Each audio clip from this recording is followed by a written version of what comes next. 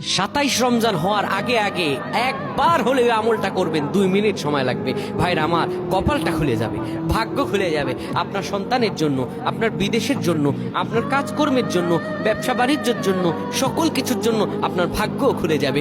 আল্লাহর কসম করে বলছি, এই আমলটা যুবকেরা তোমরা পেলে শেয়ার করে দিবা। আমল না করেও সব পাবা, শুধু তোমার একটি শেয়ারে তোমার আমল হয়ে যাবে।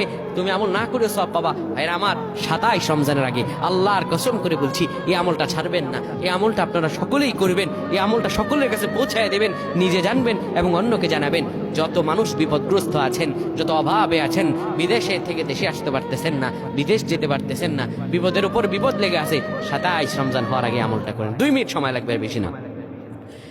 যখন ঈশার নামাজ আপনি পড়বেন, ঈশার নামাজের পরে ওযু করে নেবেন, সুন্দরভাবে পবিত্র পরিচ্ছন্ন হয়ে বিছানাটা ঝাড়ু দিবেন। বিছানার ভিতরে এরপরে আপনি শোয়ার আগে সুন্দর করে আপনি ঘুমানোর আগে পড়বেন, ইয়া মালিকু ইয়া মালিকু 100 বার পড়বেন। এরপর ইয়া খাবিরু 100 বার পড়বেন। তারপর একবার দুরূদ শরীফ পড়বেন। এরপরে 2টা হাত তুলে আল্লাহর কাছে যা দোয়া করবেন, আপনার দোয়া করতে দেরি হবে, আমার আল্লাহ কবুল করতে দেরি করবেন না। আল্লাহুম্মা আমিন।